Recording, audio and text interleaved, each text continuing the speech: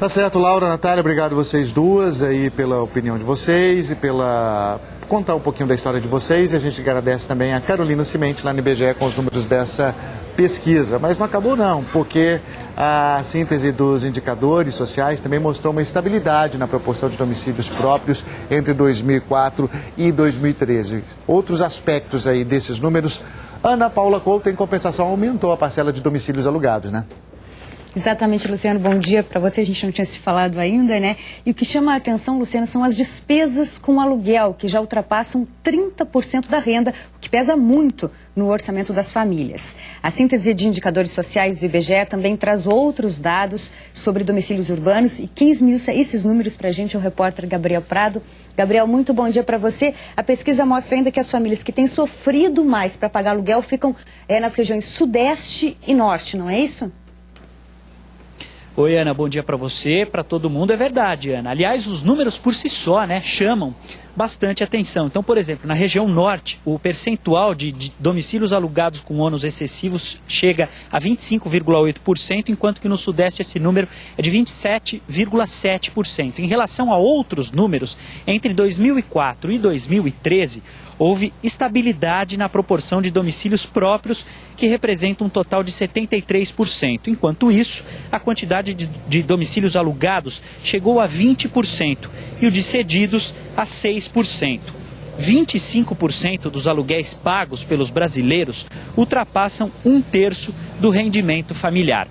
Ainda nesse assunto, a gente vai conversar agora com o presidente do Secov São Paulo, Cláudio Bernardes. Cláudio, por que o aluguel é tão caro?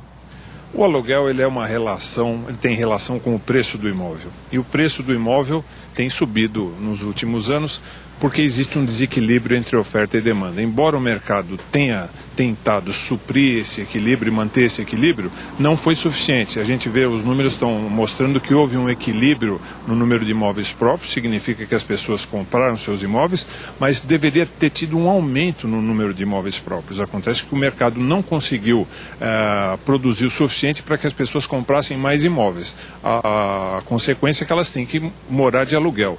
E como o preço dos imóveis subiu, o aluguel também subiu.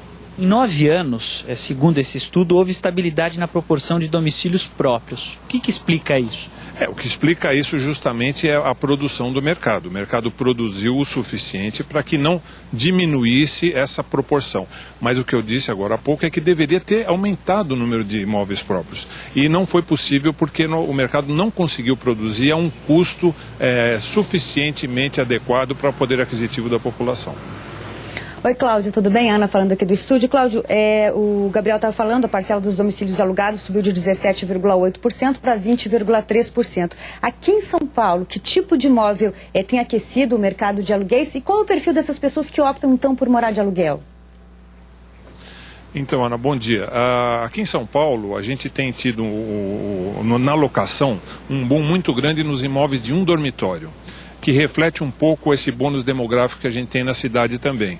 Então, os imóveis de um dormitório foram aqueles que tiveram maior lançamento, justamente porque tinham um nicho na locação importante. Então, eu acredito que esse é o imóvel que teve mais saída na locação.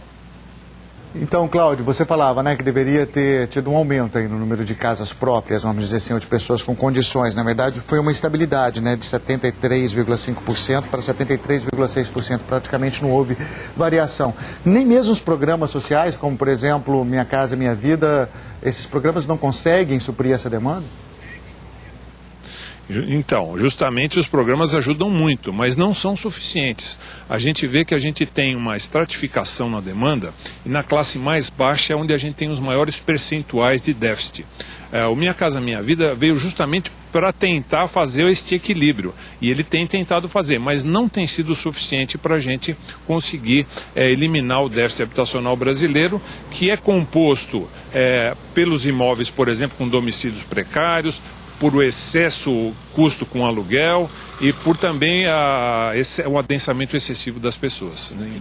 que chama atenção também, Cláudio, nesse estudo, é em relação ao saneamento básico. Em 2013, por exemplo, 70,6% dos domicílios urbanos possuíam saneamento, só que há uma disparidade por regiões. Enquanto que no Sudeste, 91,1% dos domicílios têm saneamento, esse número é bem menor, por exemplo, no Norte, e chega a 21,2%. O que explica essa disparidade? Essa disparidade ela é explicada pela capacidade de investimento dos estados, né? Então, os estados do Sudeste geram mais riqueza, têm mais recursos e administram melhor também esses recursos.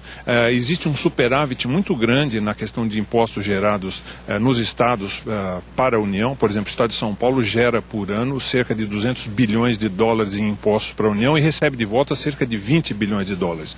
Esses 180 bilhões de dólares de superávit são divididos pelos outros estados, que têm que administrar bem esses recursos para poder também administrar suas prioridades. Agradeço então o Cláudio Bernardes, que é o presidente do Secov São Paulo. Gabriel Prado, de São Paulo, para a Globo News. Obrigado, Gabriel.